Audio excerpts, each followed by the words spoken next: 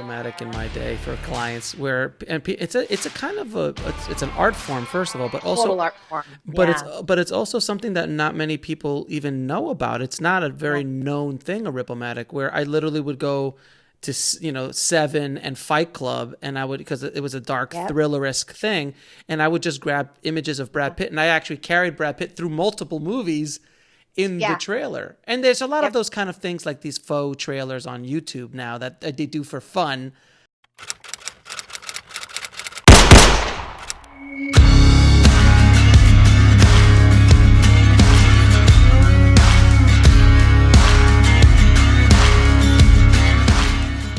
I have a ton on my website. So I have heatherhale.com/story selling, and I have Rip-O-Matic examples, and any that you have I'll put tons more up there. So I keep trying to put things that are good examples.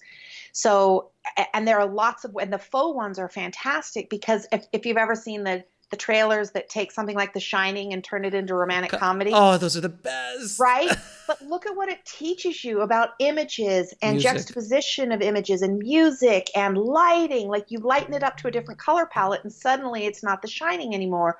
Or you take some, Wes Anderson thing and make it gritty, film noirish. Like, that's how you can change what we think the genre is and who the target audience is. So I talk a lot about, in both books, reverse engineering from your comps, your film and television examples that are similar, or they have the same sensibility or same target audience, and what can you learn from their taglines, from their keywords, and are you pushing the boundaries in unique and interesting ways? Are you colliding ideas so that what comes up is fresh and in your wheelhouse really specifically? And I think all of these marketing materials, whether it's a pitch deck that's like a PowerPoint, whether it's a proposal in Microsoft Word or PDF, whether it's a sizzle reel or Rip-O-Matic, whatever, an animatic, all those things are just to communicate the idea that's in your mind's eye, to kind of emulate the viewing experience for your prospect. Now, can you tell everybody, we just want to go down the line, what is a pitch deck, so you can explain to people what a pitch deck is exactly? I think this is all changing all the time, because we have a whole generation of students who can edit what 20, 30 years ago. I mean, it's a whole different world. And so we have a very visual, multimedia savvy, social media savvy generation, plus veterans that have been in the business for a long time and have done things in a different way. So I'm not sure that anybody knows this exactly, but in the book, Story Selling especially, I really tried to say, here's what a synopsis is, here's what a summary is, here's what a logline is. You're going to hear a ton of different examples of what a treatment, scriptment, all these words. But pitch, to me, when I think of pitch deck, I think of a deck of cards, and I think of a stack of images. So I think PowerPoint for pitch deck. That doesn't make it right or wrong. It can be saved as a PDF and sent in different ways, but I think image, image, image with very little writing in a pitch deck, right? I did a fantastic pitch deck for a project, and then they wanted to know what were the episode synopses. They wanted all the words. After I went to all this effort to make this great image-rich thing, I had to turn around and end up doing character breakdowns. Here's where each episode would begin and end. Here's our cliff notes, cliffhangers. So to me, a pitch package is any one of these things. It's the package of the material. And a proposal might be more like a series Bible, where you might have, here's a synopsis of the pilot. Here are the key episodes that we're going to talk about. If it's a limited series, you might have all of them. And so in the proposal, you're putting everything, and it's a proposal to someone.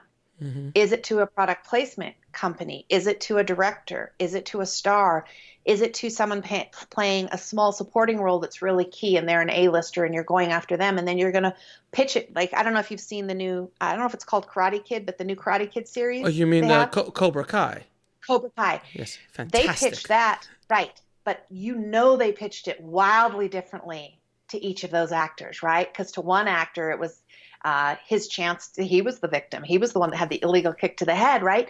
So it was totally pitched differently to each of them to get them to feel like they were the protagonists of their stories, where they might be the antagonists. Yeah. So it's the same thing. If you're pitching to someone who's got it's a fantastic bit part, but they're only in 2 episodes of maybe a 10-episode limited series, you're pitching that key role. none of the rest of it really matters because they're not even there. So you have to make sure that it's what's in it for me and what's relevant to me about this. So it's you custom making pitches per person or person or thing. But honestly, 85 to 90% is the same, right? You're just taking out some stuff and shifting it. So I've started doing pitch decks and proposals. And then I don't normally have the ability for a sizzle reel. I mean, I can do Rip-O-Matics and things, but my editing skills are on the upswing. I'm acquiring them. So if I have someone on the team who's a great editor, that's fantastic. I grab images and I'll give like an AV time code script of this would be great. This clip, and here's how we could pull this together. But for my purposes, I can usually do it with images I've grabbed off the internet, which, I'm sure everybody knows, but right click and you can use it. You don't need rights. You don't need to pay for it.